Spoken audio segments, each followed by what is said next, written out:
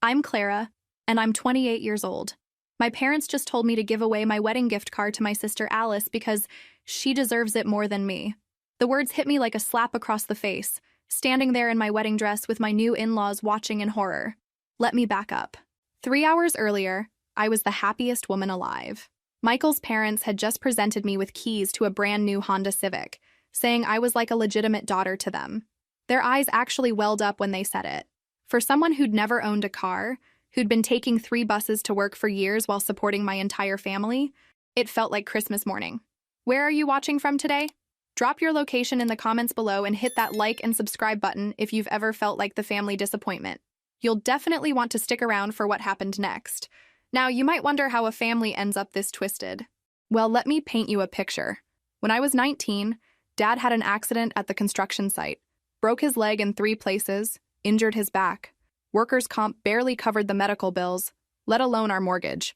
Mom had been a housewife for 20 years, no work experience. Someone had to step up.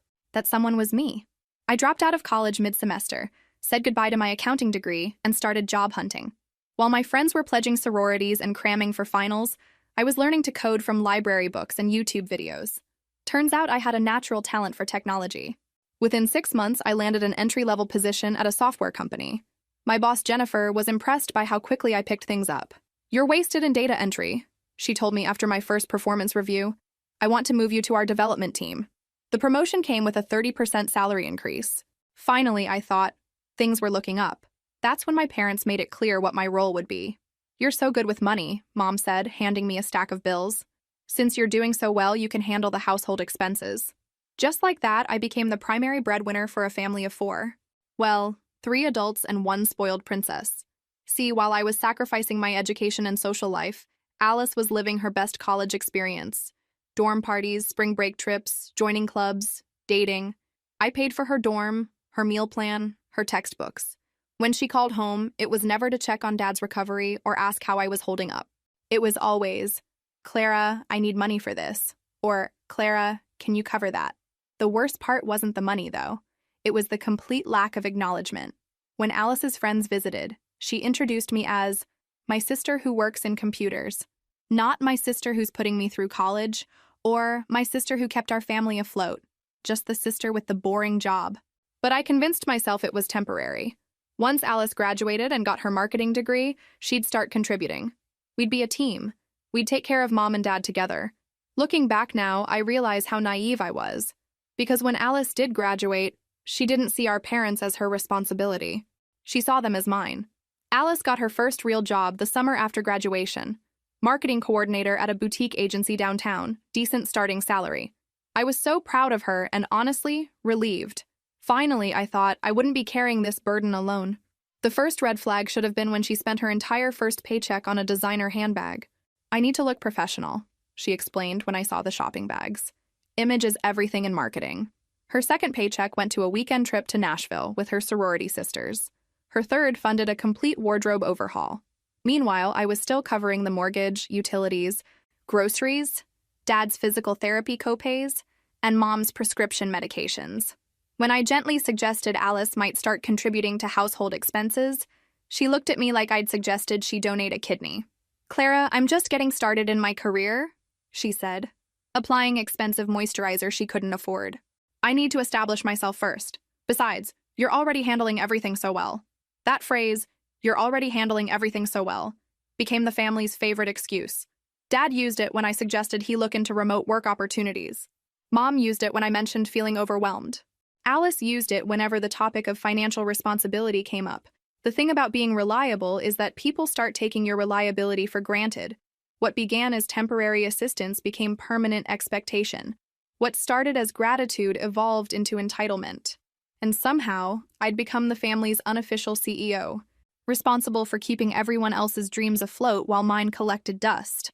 The breaking point came during Alice's first Christmas break. She announced she was spending the holidays in Aspen with her college friends. "It's a networking opportunity," she insisted. "My friend's family has connections in the industry." I was working double shifts that week to cover holiday bonuses for Mom and Dad, plus Alice's student loan payment that she'd somehow forgotten to make. When I asked if she'd be contributing anything toward Christmas gifts or the family dinner, she laughed. "Clara, You know I don't have disposable income right now. I'm saving up to move out of my apartment and into something more professional. Image matters in my field. Image. Always image. Never substance, never sacrifice, never stepping up when your family needs you. Just image. That night, I sat in my studio apartment, the same cramped space I'd been living in for 6 years, because I couldn't afford anything better while supporting everyone else, and did some math. In the 7 years since Dad's accident, I'd contributed over $200,000 to my family's survival. Alice had contributed exactly zero, but I told myself things would change. She just needed more time to get established. Once she moved up in her career, once she matured a bit more, she'd understand her responsibilities. I was still making excuses for people who had stopped making excuses for themselves. 2 years later, I met Michael at a tech conference. He was presenting on sustainable business practices, and I was there representing my company's new environmental initiative. During the coffee break, he approached me about the app prototype I'd been demonstrating. This could revolutionize how small businesses track their carbon footprint, he said, studying my tablet screen with genuine interest. Have you considered licensing this technology? Most men at these conferences wanted to explain my own code to me. Michael wanted to understand it. We ended up talking for 3 hours, missing half the afternoon sessions. He was smart, funny, and had this way of listening that made me feel heard, really heard for the first time in years. Our first date was supposed to be dinner, but we ended up at a 24-hour diner, talking until sunrise. Michael told me about his work consulting for eco-friendly startups. I told him about my app development projects.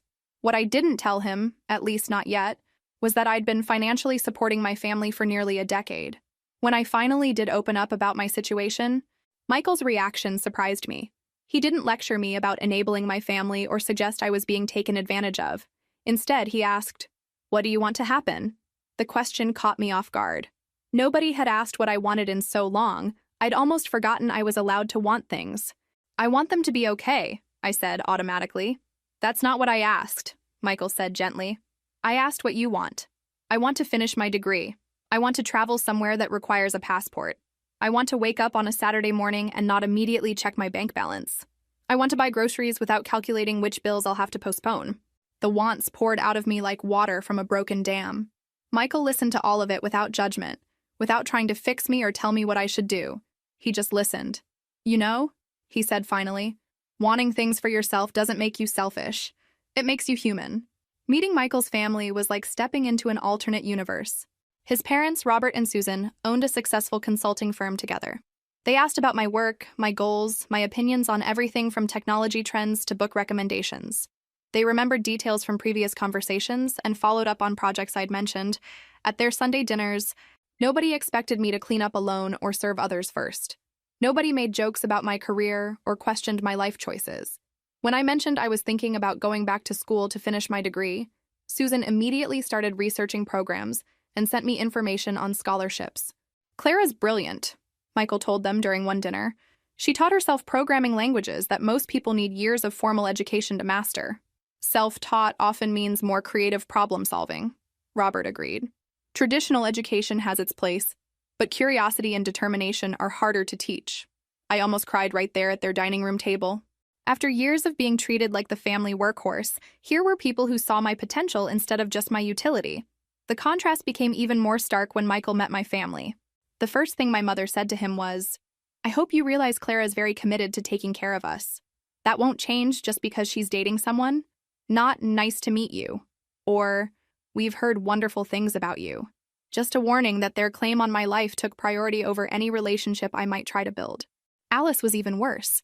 She spent the entire dinner monopolizing the conversation, talking about her latest promotion and her new apartment in the trendy part of town. When Michael asked about my work, Alice interrupted with, "Oh, Clara's always been the practical one. I'm more of the creative type." Practical. There was that word again. The polite way of saying, useful, but not interesting. Have you ever felt invisible in your own family? Like you exist only to serve their needs while your own dreams don't matter? Drop a comment below and let me know.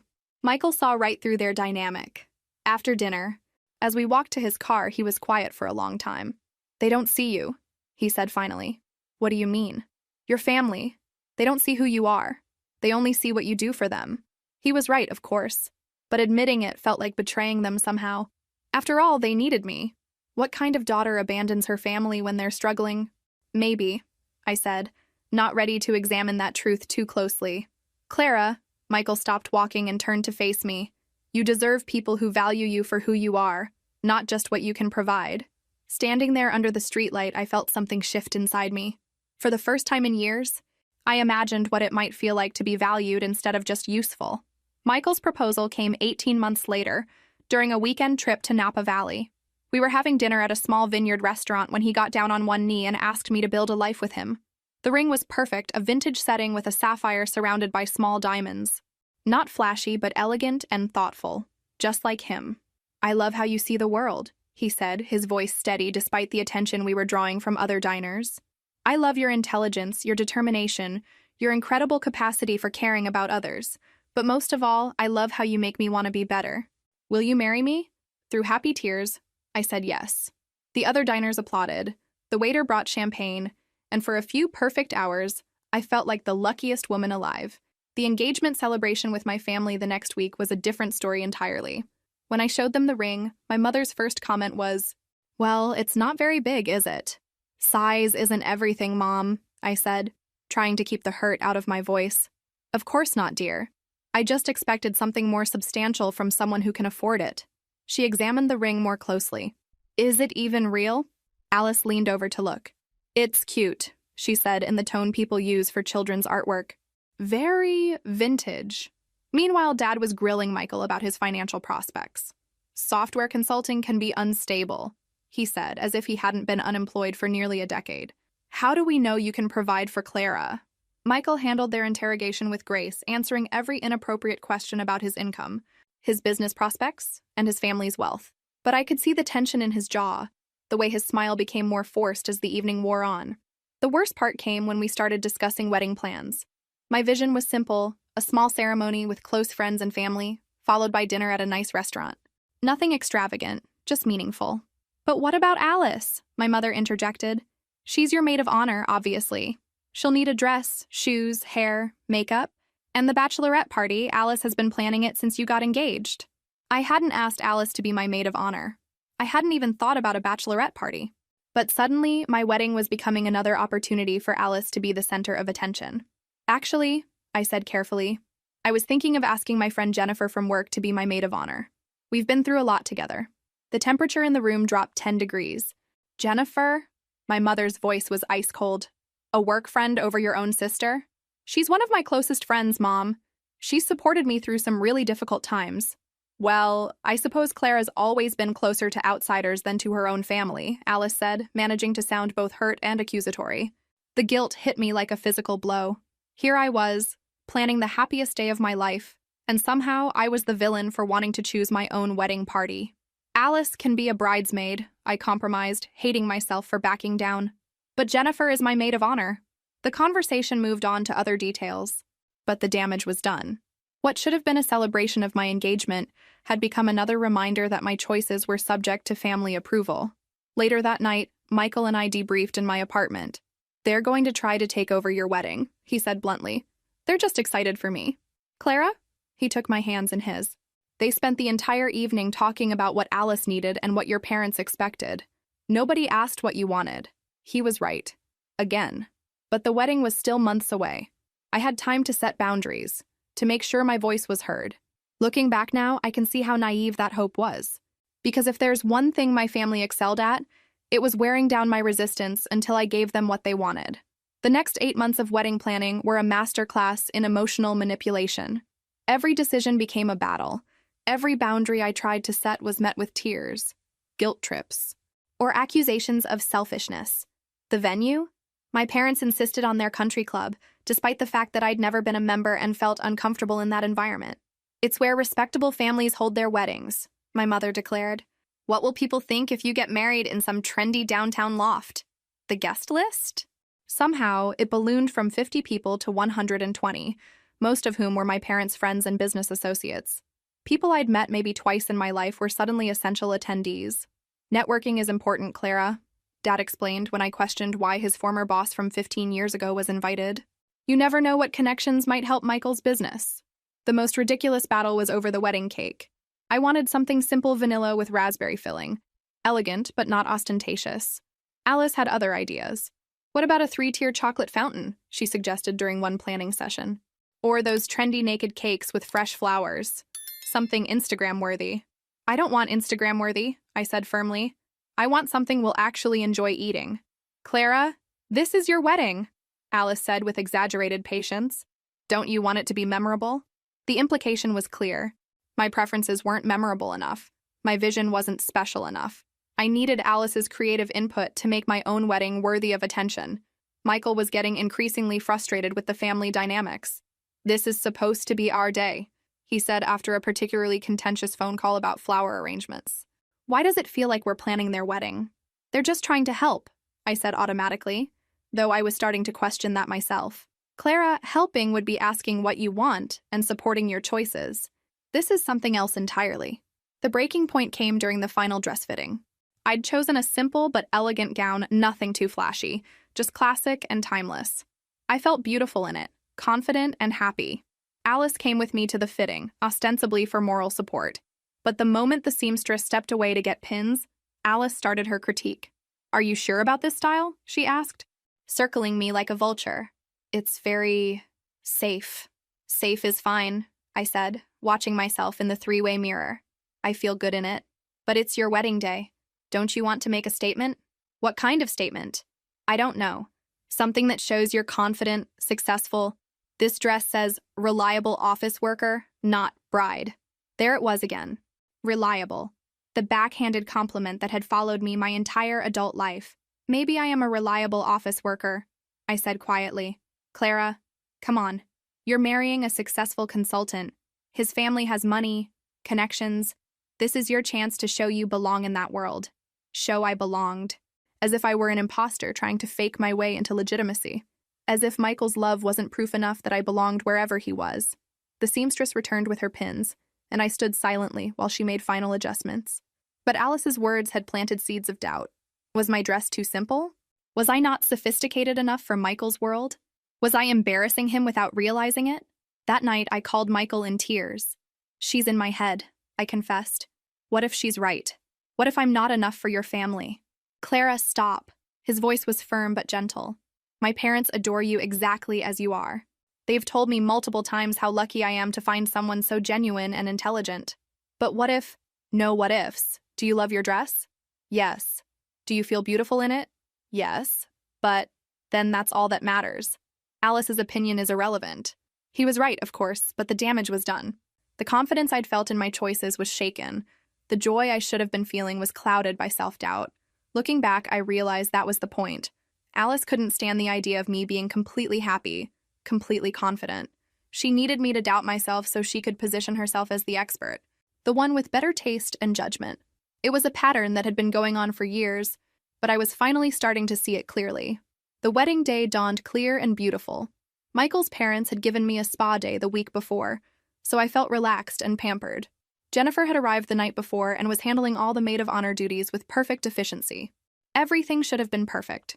But at 11 a.m., 2 hours before the ceremony, my mother called with an emergency. "Clara, we have a problem," she said without preamble. "Your father's suit doesn't fit properly, the pants are too long, and the jacket is tight across the shoulders. Did you try the emergency tailor service? They can't see him until Monday. Clara, he can't walk you down the aisle looking sloppy." I closed my eyes and took a deep breath. "Mom, what do you want me to do?" "I'm getting my hair done." Alice found a solution. She knows someone who can alter the suit this morning, but they need $200 cash. None of us have that kind of money on hand. Of course they didn't. And of course, the solution involved me providing money I didn't have budgeted for this weekend. Can't Michael's parents help? Clara, we can't ask them for money. What would they think of us? What they'd think is that my family was manipulative and financially irresponsible, which would be accurate. But instead of saying that, I found myself asking Jennifer to drive to an ATM to withdraw the cash. "This is ridiculous," Jennifer said as we waited in the bank line. "Your dad has had months to make sure his suit fit properly." "I know, but what choice do I have? You could let him deal with the consequences of his poor planning." The idea of my father looking disheveled at my wedding was more than I could handle. Not because I cared about appearances, but because I knew my family would somehow make it my fault if anything went wrong. Jennifer delivered the money to my parents while I finished getting ready. When she returned, her expression was grim. "Clara, your sister wasn't at the tailor." "What do you mean?"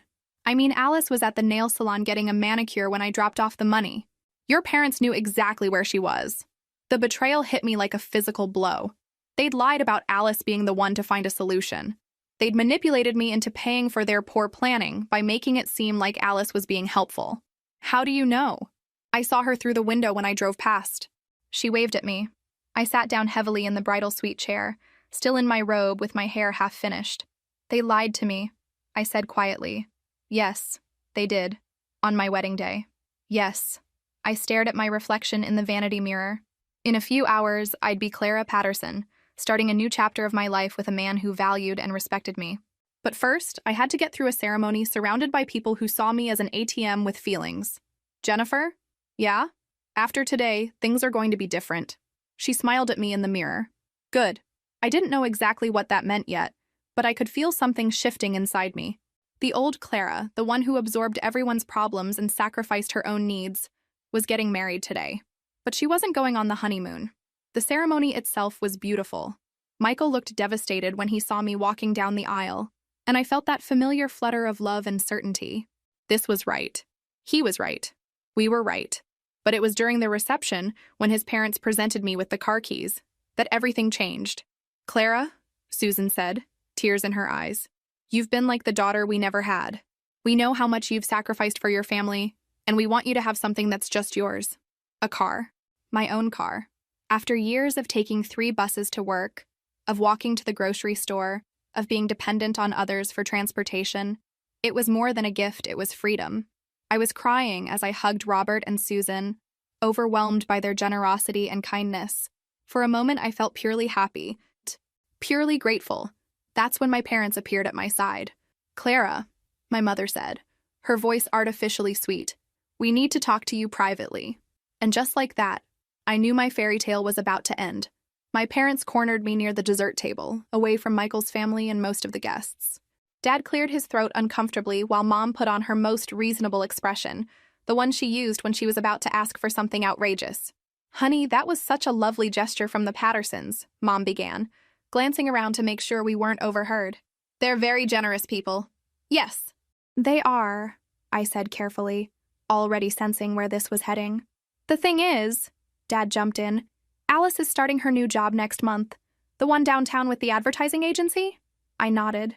Alice had landed a position with better pay and benefits, something she'd been working toward for months. I'd even helped her practice for the interview. Well, she's going to need reliable transportation, Mom continued. You know how unreliable public transit can be, especially for someone trying to make a good impression at a new company. The pieces clicked into place with sickening clarity. What exactly are you asking? We think it would be wonderful if you gave Alice the car, Mom said, her voice dripping with false sweetness. After all, you've been taking the bus for years. You're used to it, but Alice needs to project success in her new role. I stared at them, speechless.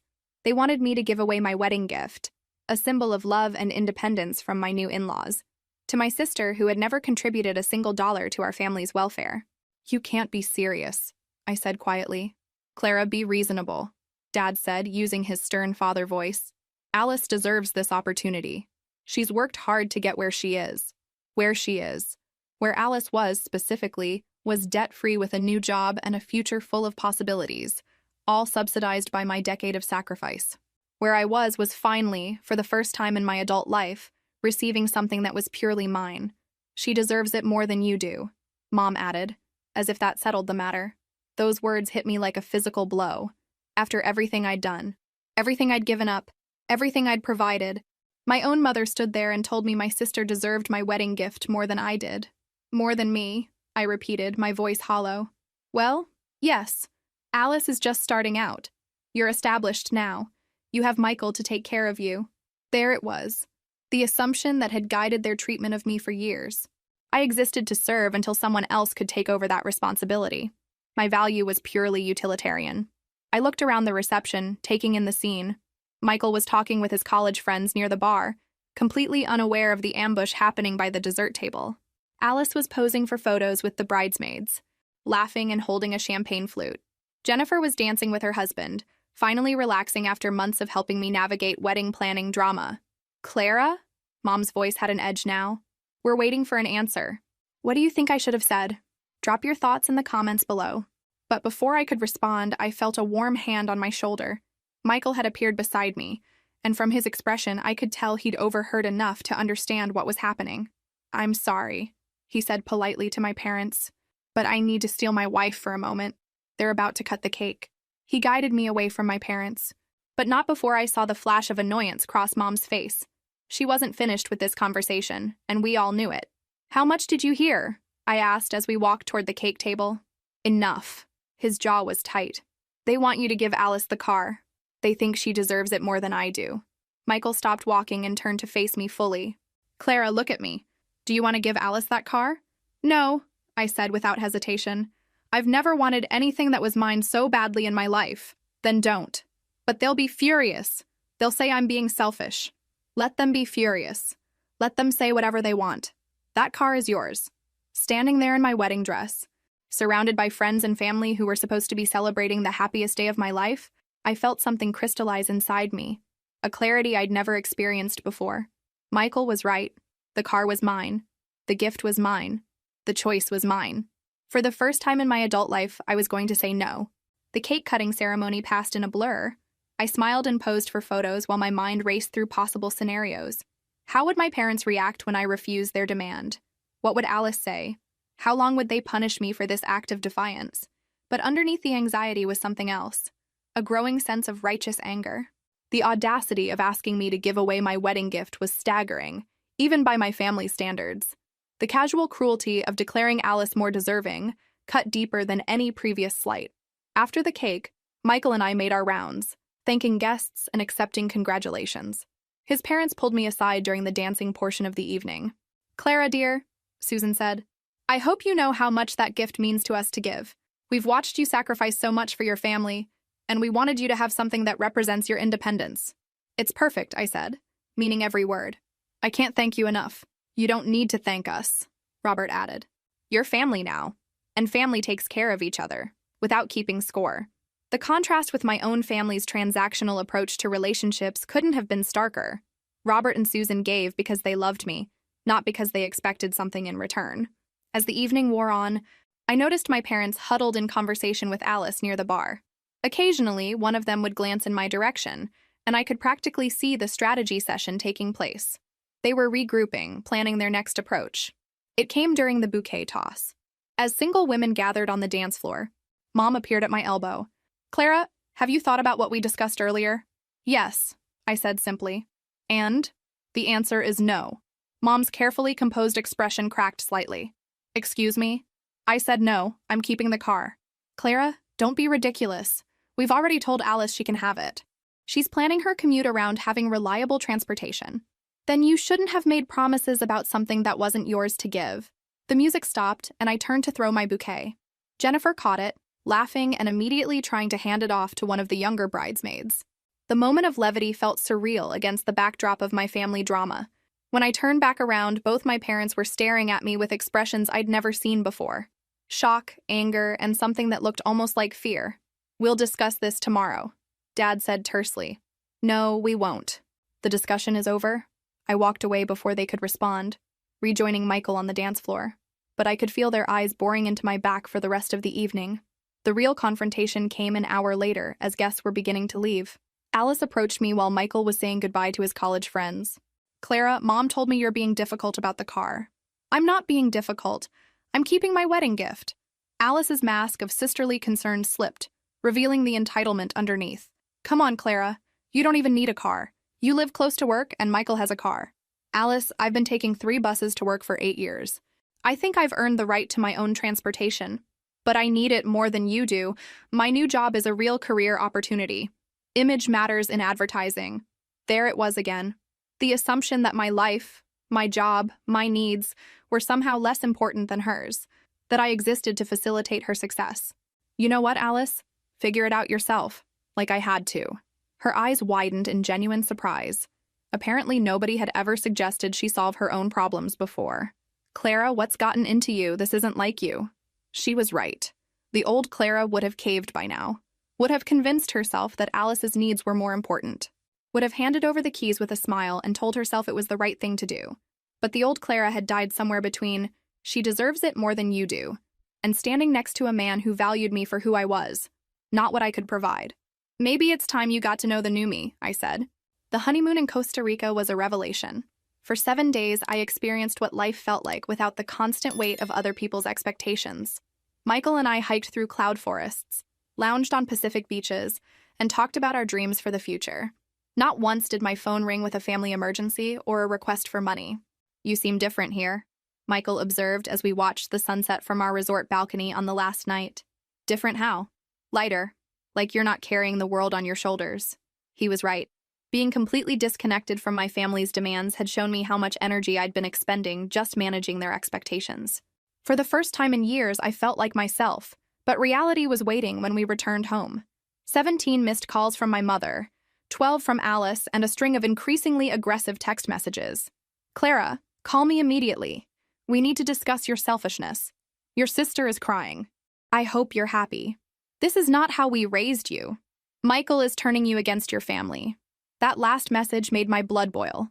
The idea that my husband was somehow corrupting me, rather than simply supporting my right to make my own decisions, revealed everything I needed to know about how my family viewed my marriage. Michael read the messages over my shoulder as I scrolled through them. They're blaming me for your backbone, he said wryly. Apparently thinking for myself is a foreign concept they can only attribute to outside influence. Are you going to call them back? I considered the question seriously. The old Clara would have called immediately, apologizing for worrying them and trying to smooth things over. But the new Clara, the one who'd emerged over the past week, had a different idea. Eventually, but not today. Instead, I spent the day unpacking, doing laundry, and settling back into our apartment. Michael had moved in 2 months before the wedding, and coming home to our shared space felt like stepping into the life I was meant to live. Pictures from our engagement and wedding decorated the walls. Books we'd bought together filled the shelves. Wedding gifts were still stacked on the dining room table, waiting to be properly organized. Among the gifts was a card from Robert and Susan with the title and registration for my new car. Seeing my name on the official documents, Clara Patterson, filled me with a strange sense of pride. It was mine, legally and morally. No amount of family pressure could change that fact. The next morning, I drove my new car to work for the first time. The commute that usually took an hour and 15 minutes by bus took 22 minutes door to door. I arrived at the office early, relaxed, and actually excited about the day ahead. Jennifer noticed immediately. "Look at you," she said when I walked into the office. "Married life agrees with you. It's not just married life. It's having a car. I forgot what freedom felt like. Have you talked to your family yet?" "No, and I'm not sure when I will." Jennifer nodded approvingly. "Good. Let them stew for a while. Maybe they'll realize they went too far." But I was beginning to understand that my family didn't operate with that level of self-reflection. In their minds, they were the injured parties. I was the one who had violated the unspoken rules of our relationship by prioritizing my own needs. The phone call came that evening while Michael and I were cooking dinner together. "Clara." Mom's voice was ice cold. "I think it's time we had a conversation." "Hello." "Mom, how are you?" "Don't you hello mom me. Do you have any idea what you've put this family through?" I looked at Michael, who was chopping vegetables with unnecessary force. Even he was getting tired of my family's drama. "What exactly have I put you through?" "Alice started her new job yesterday. Do you know how she got there? She had to take 2 buses and walk 4 blocks in heels. She was nearly late on her first day because of your selfishness. Alice's transportation problems were now somehow my responsibility." The logic was so twisted I almost laughed. "Mom, Alice is a grown woman with a college degree and a good job. I'm sure she can figure out how to get to work." "Clara, I don't know what's happened to you, but this isn't the daughter I raised." "You're right," I said quietly. "The daughter you raised would have given Alice the car by now. She would have apologized for having the audacity to want something for herself. She would have made everyone else's problems her own. And what's wrong with that? Family is supposed to come first. Family is supposed to care about each other. When was the last time any of you asked how I was doing? When was the last time you celebrated my achievements? When was the last time you considered what I might want?" Silence on the other end of the line. "That's what I thought," I said. "I have to go, Mom. Dinner's ready." I hung up before she could respond. 3 weeks later, Alice showed up at my apartment unannounced. I was working from home that day, so when the doorbell rang at 2 in the afternoon, I wasn't expecting anyone. She stood in my hallway looking disheveled and upset, a far cry from her usual polished appearance. "We need to talk," she said without preamble. "Come in," I said, stepping aside. She walked into my living room and immediately spotted the car keys on the counter. Her expression hardened. So you're really going to keep it? Yes, Alice. I am. Do you know what the last 3 weeks have been like for me? I gestured to the couch, but she remained standing, arms crossed defensively. Tell me. I've been taking public transportation to my new job. Do you know how exhausting that is? How unprofessional it makes me look when I show up sweaty and frazzled? The irony was almost too much to bear. Alice was describing the exact reality I'd lived for 8 years while supporting our family. The reality she'd watched me endure without a second thought. Actually, I do know exactly how exhausting and unprofessional that is. I lived it for nearly a decade. That's different. How? You're used to it. I'm not. There it was. The fundamental difference in how we viewed ourselves and each other. Alice genuinely believed she deserved better treatment than I did, simply by virtue of being Alice. You're right, I said calmly. I am used to it. I'm used to sacrificing my comfort for this family's benefit. I'm used to putting everyone else's needs before my own. I'm used to being taken for granted. Clara, but I'm not going to be used to it anymore. Alice's composure finally cracked.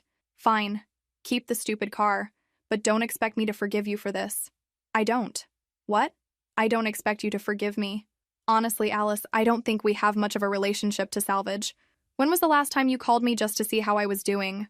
When was the last time you thanked me for anything I've done for this family? When was the last time you showed any interest in my life that wasn't related to what I could do for you? She stared at me, speechless. I'll tell you when. Never. Not once in our adult relationship have you treated me like a sister instead of a resource. That's not true. Name one time. The silence stretched between us. Alice opened her mouth several times as if to speak, then closed it again. I thought so, I said. Clara, you're being ridiculous. Of course I care about you. Caring about someone and caring about what they can do for you are two different things. Alice's face flushed red. You know what? Fine. If that's how you feel, then maybe we shouldn't be sisters anymore. The threat that once would have sent me into a panic of apologetic backtracking barely registered. Instead, I felt a strange sense of relief. Maybe we shouldn't, I agreed. Alice stared at me in shock.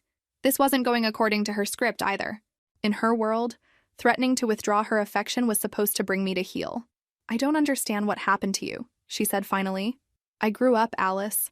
I realized I deserve better than being treated like the family ATM. Nobody treated you like an ATM. Really? When was the last time you contributed to mom and dad's expenses? I just started my career. You graduated 3 years ago. I was getting established. With money I provided. That's what family does. No. Alice, that's what I did. You took. There's a difference. She stared at me for a long moment, and I could see her trying to reframe the narrative in her head, trying to find a way to make herself the victim in this scenario. Michael really has changed you, she said finally. Michael didn't change me. He just showed me what it feels like to be valued for who I am, instead of what I can provide. Alice gathered her purse and headed for the door. At the threshold, she turned back. Mom and Dad are really hurt, you know. They'll survive. Will they? Dad's talking about taking on more debt to help me buy a car. His back can't handle going back to construction, but he's considering it because of your selfishness. The manipulation was so transparent it was almost insulting. Dad was going to sacrifice his health because I refused to sacrifice my wedding gift? And somehow that was my fault? Alice, you have a job now. You can get your own car loan. With what credit? You know I don't have any credit history. Because I'd been paying for everything. Because she'd never had to be responsible for her own financial decisions. Then maybe it's time you started building some. I closed the door gently but firmly, leaving Alice standing in the hallway. Through the peephole, I watched her stand there for several minutes, probably expecting me to open the door and apologize. I didn't. The final confrontation came 2 months later at Dad's birthday dinner. Mom had called to invite us, and after discussing it with Michael, I'd decided to attend. I missed my father despite everything, and I thought maybe enough time had passed for us to find some middle ground. I was wrong. The dinner started pleasantly enough. Dad seemed genuinely happy to see me, and we talked about his physical therapy progress and my work projects. For a few minutes, it felt like we might be able to move past the car situation. Then Alice arrived, and the temperature in the room dropped 20 degrees. She'd brought her new boyfriend, a guy named Trevor who worked in finance and clearly came from money.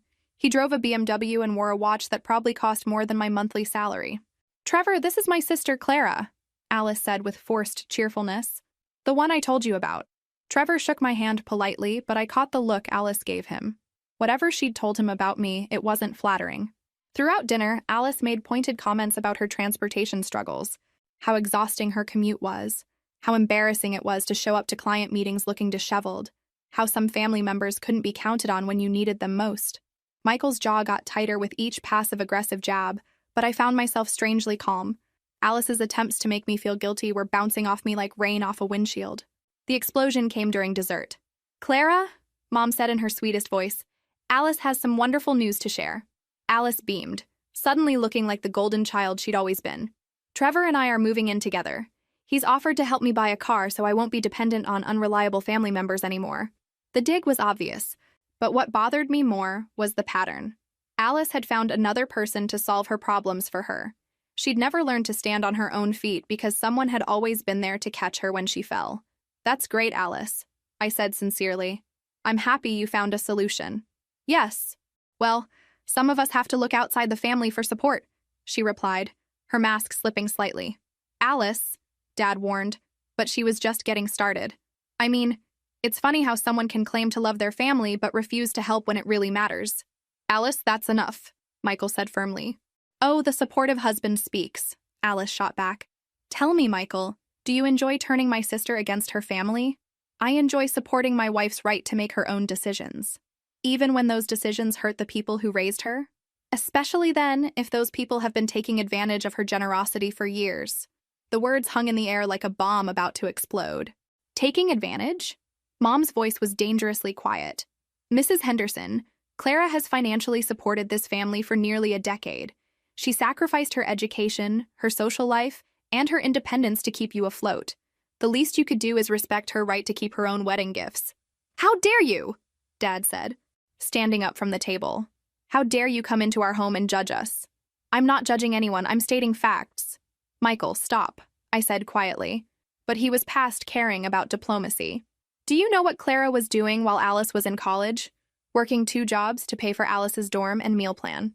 Do you know what Clara was doing while Alice was spring breaking in Cancun, covering your mortgage payments? Do you know what Clara was doing while Alice was building her social media presence, building a career that could support all of you?" "We never asked her to," Mom began. "You never had to ask. You just expected, and Clara delivered because that's who she is. But now she's married to someone who values her, and suddenly you can't manipulate her anymore."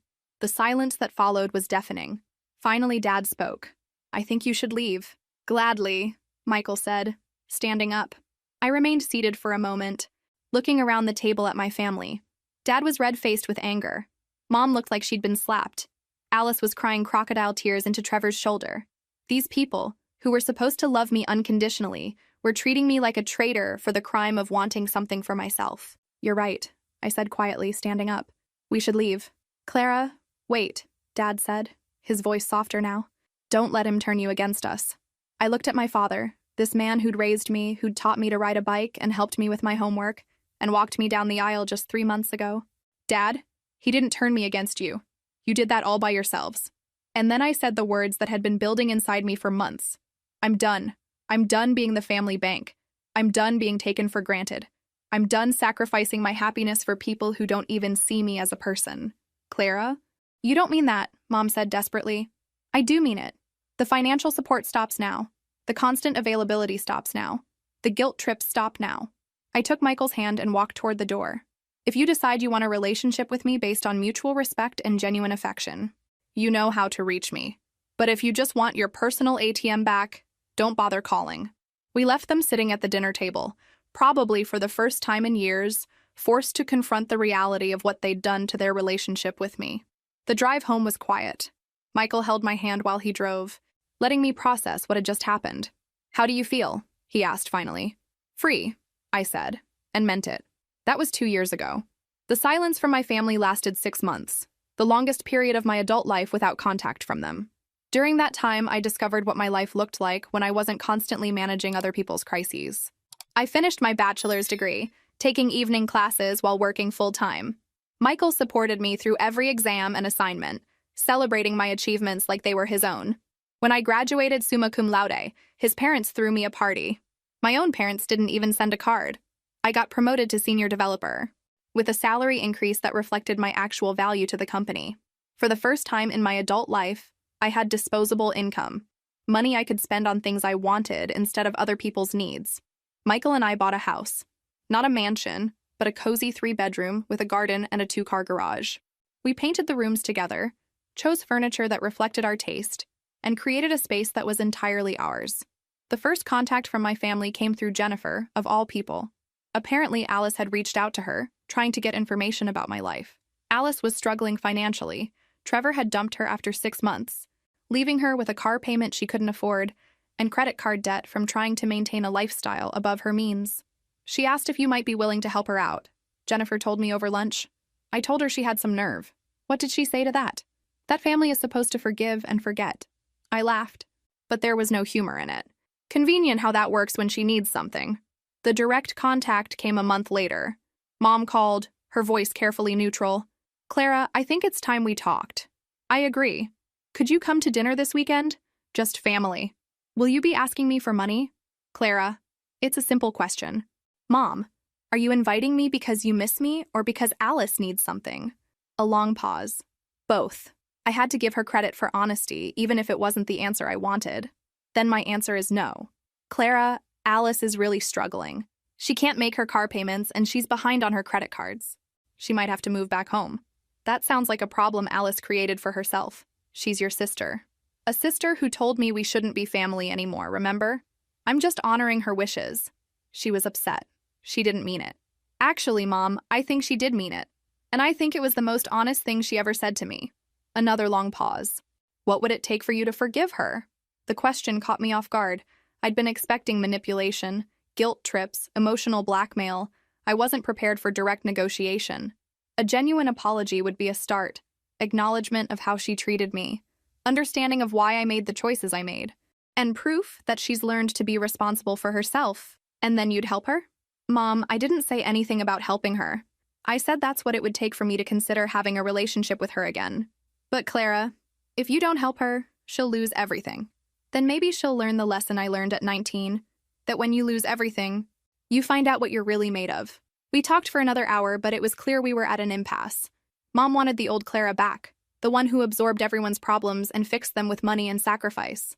That Clara was gone, replaced by someone who valued herself enough to set boundaries.